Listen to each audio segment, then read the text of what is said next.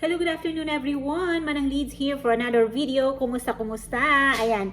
Um, uh, Sinipag akong mag-video ngayon kasi ang saya-saya ko. Ang saya-saya ko, guys. Kasi isa sa mga clients ko sa Islam Divorce ay nag-feedback sa akin or nag-message sa akin after makakuha ng annotated na PSA marriage certificate. Ayan. So, isa sa kanila. Kung napanood nyo guys yung video ko dati na alam nyo yung hindi naman sa nagtatampo ako pero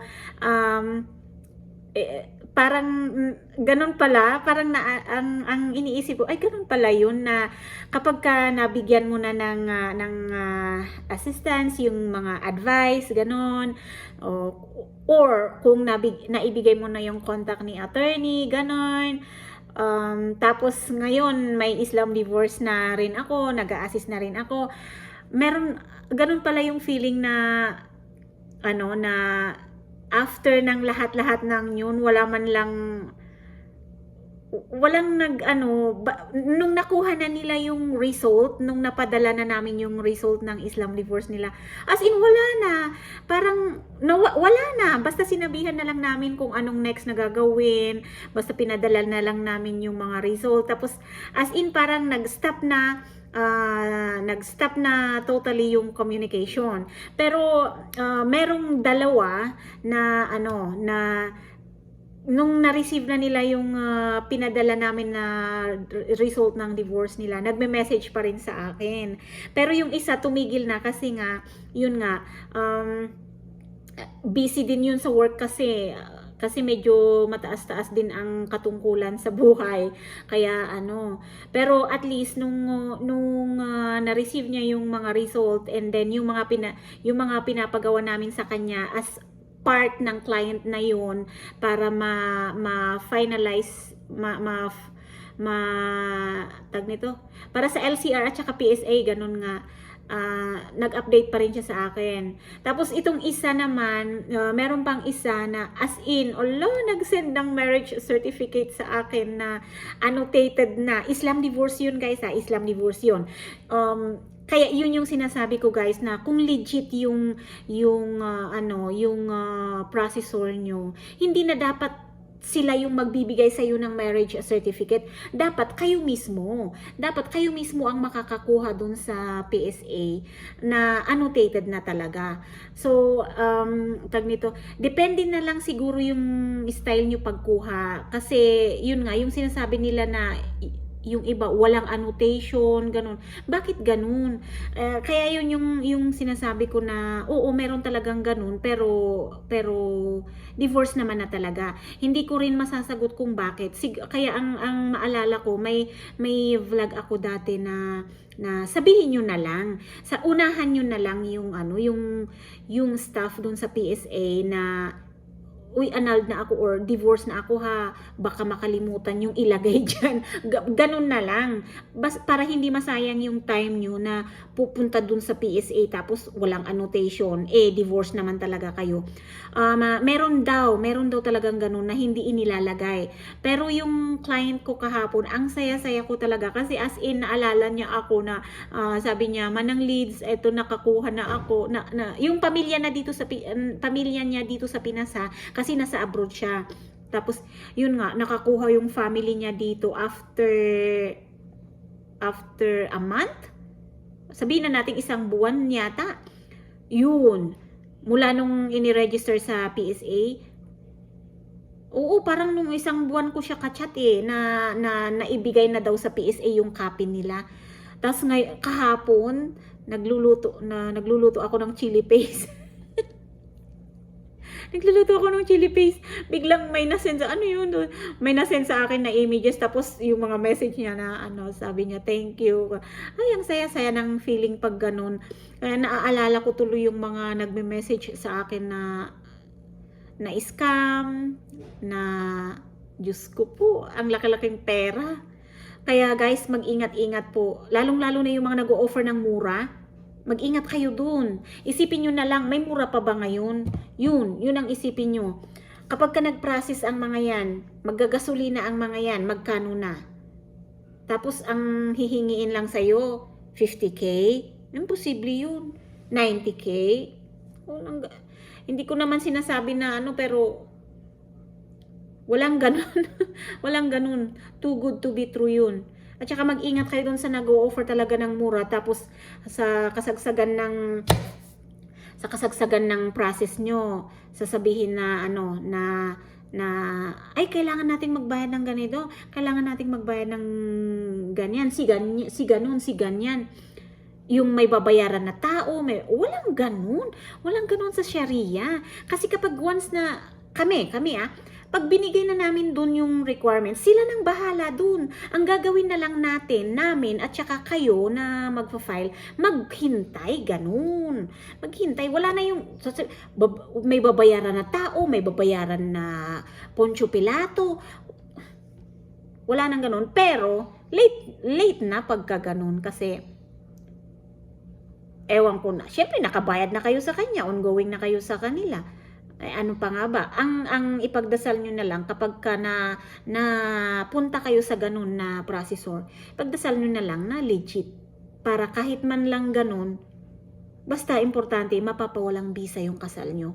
Hindi yung ganun na nga, na-scam pa. O ano nang mangyayari? So, this week, may 5 na naman akong kachat na scam. Yung isa, kakaiba ha, yung isa. Pero hindi ako magsasabi ng mga pangalan dito.